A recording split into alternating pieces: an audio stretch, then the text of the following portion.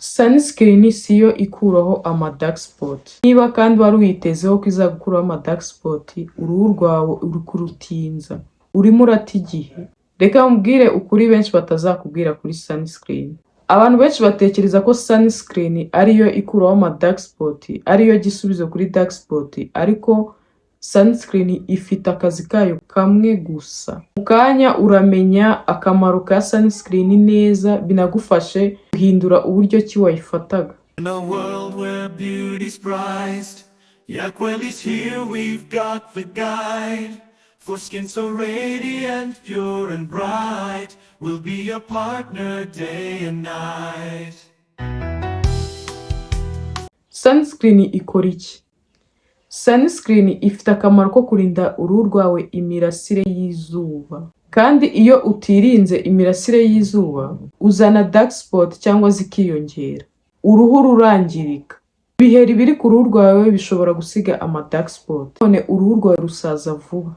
Ikintu sunscreen ikurinda ni ukuzana amabara mashya. Ariko ntabwo ikuraho ya mabara yageze ku ruhu.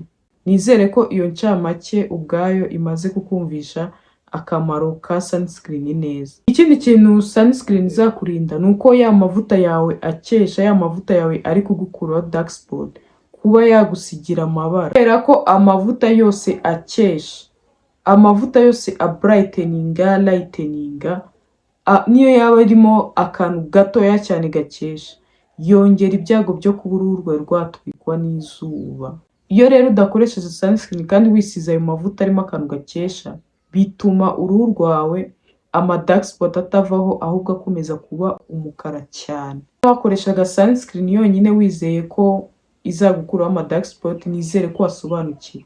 Ikintu sunscreen ikurinda dark spot nshya, ariko ntabwo ikuraho izageze ku ruhu. Reka turebe impamvu sunscreen itagukiza ama dark spot yageze ku ruhu. Dark spot zituruka ku biheri, zituruka kuri irritation cyangwa inflammation, twarabivuze muri video yatambutse. Rero ntabwo sunscreen izahagarika ibiheri, ntabwo sunscreen izahagarika irritation cyangwa inflammation.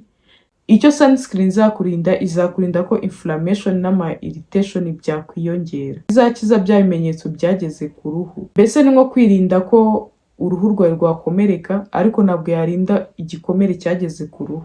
Ushaka gukuraho dark spot, hari ibintu bibiri by'ingenzi uruhu rwawe ruba rukeneye.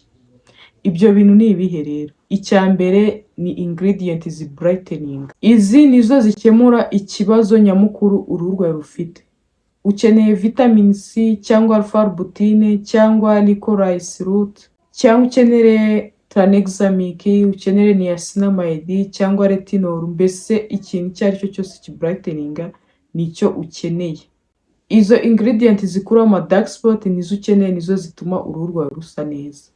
Ikindi cya kabiri ukeneye ni exfoliation. Iki ngiki uzacyitaho cyane kandi uzambwira. Niba koko ushaka gukuraho dark spot ku ruhu rwawe, kora exfoliation 2 mu cyumweru ukoresheje exfoliation toner. Kuko exfoliation ifasha gukuraho cells, za cells zabaye umukara zapfuye, izikura ku ruhu rwawe. Noneho iyo iri no kuzikura ku ruhu rwawe, binatuma n'amavuta wisiga yinjira neza mo imbere mu ruhu. Kandi nanone iri mu bintu byihutisha uruhu rwawe kwiyuburura, ukabona umusaruro wifuzaga urimo uraboneka. Kuko iyo uruhu rwawe rutiyuburura, na result wifuza zifata igihe kugira ngo uzibone zageze ku ruhu rwawe. Iyo udakora exfoliation, uruhu rwawe ni nkaho ruba rufunze, ruba rufite indi layers ku ruhu ituma amavuta yawe atinjira. Niyo mpamvu nta musaruro ubona nubwo waba ukoresha amavuta ahenze gute. Nizere ko umaze gusobanukirwa. Ni ukuvuga ngo niba ukoresha sunscreen gusa, ni nkaho urimo urakora 30% gusa by'ibyo wasabwaga gukora. Sunscreen ni ingenzi, ariko niba ushaka result nziza, koresha product brighteninga, unakore na exfoliation 2 mu cyumweru, ubundi urebe uburyo dark spot zawe zizavaho kandi bitanaguhenda. Andika dark spot muri comment niba ushaka ko mwohereza video irambuye ivuga ku buryo ki wavura ama dark spot, uburyo yakura ku ruhu rwawe.